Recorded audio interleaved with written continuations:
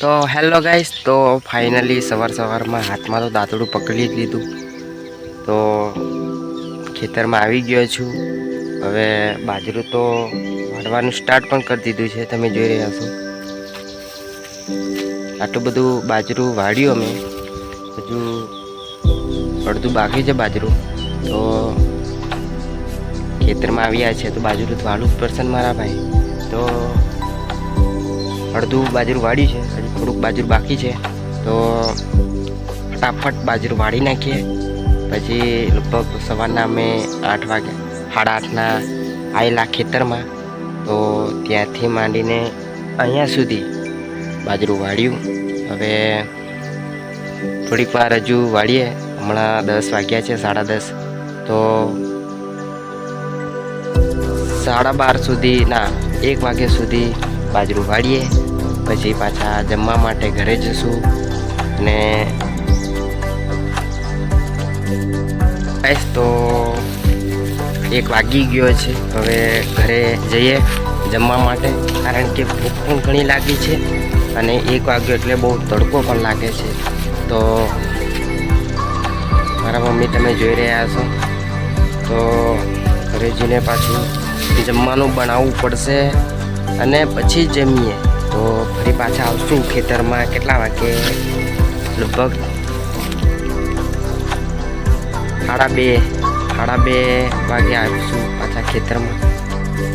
તો ફાઇનલી પાછા ઘરેથી જમીને ફરી પાછા આવી ગયા અમે ખેતરમાં. તો હવે પાછા કામ સ્ટાર્ટ કરી દઈએ બાજરી વાળવાનું.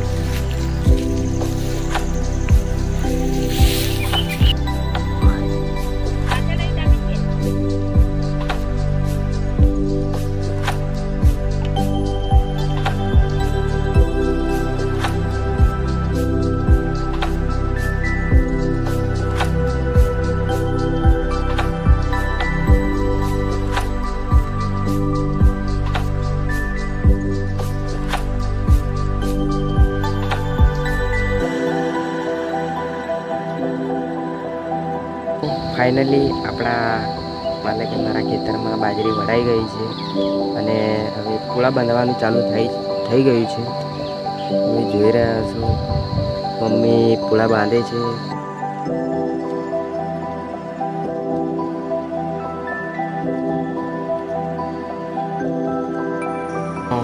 હેલો ગાઈસ, ફાઇનલી તમે જોઈ રહ્યા છો એકદમ શાંત વાતાવરણ અને એકદમ સુમસામ ઇલાકો લાગતો છે. ફાઇનલી હું છું નદી કિનારે. તમે જોઈ રહ્યા છો આ નદી જઈ રહી છે. અને આદરી જંગલ જેવું છે. તો ફાઇનલી આ મારા ખેતરના કહેવાય. તો ફાઇનલી મારા નદી કિનારે મારું ખેતર છે. તો તમને ફાઇનલી બતાવવા નદી જાય છે. તો ફાઇનલી નદી કિનારે મારું ખેતર છે અને આ નદી જાય છે. તમને દેખાતું છે આ નદી જાય છે. અને આ થોડુંક નદી કાંઠે જરીક ઝાડવા છે, પણ તો છતાં એવું જંગલ જેવું લાગે છે. જંગલ જેવું જ લાગે છે. આમ સામસુમ, આમ ખતરનાક ઇલાકો તમને લાગે, બીક લાગે એવું.